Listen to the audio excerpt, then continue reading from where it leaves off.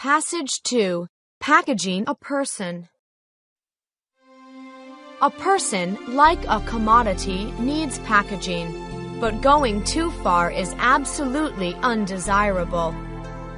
A little exaggeration, however, does no harm when it shows the person's unique qualities to their advantage. To display personal charm in a casual and natural way, it is important for one to have a clear knowledge of oneself. A master packager knows how to integrate art and nature without any traces of embellishment, so that the person so packaged is no commodity but a human being, lively and lovely. A young person, especially a female, radiant with beauty and full of life, has all the favor granted by God. Any attempt to make up would be self-defeating. Youth, however, comes and goes in a moment of doze. Packaging for the middle-aged is primarily to conceal the furrows ploughed by time.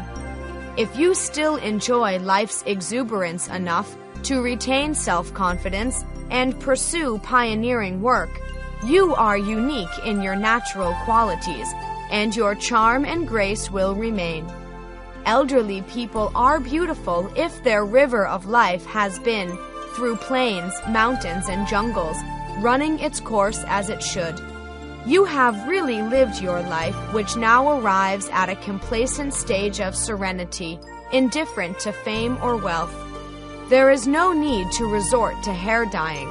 The snow-capped mountain is itself a beautiful scene of fairyland. Let your looks change from young to old, synchronizing with the natural aging process, so as to keep in harmony with nature. For harmony itself is beauty, while the other way round will only end in unpleasantness.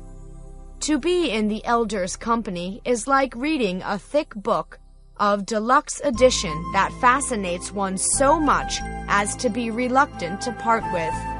As long as one finds where one stands, one knows how to package oneself, just as a commodity establishes its brand by the right packaging.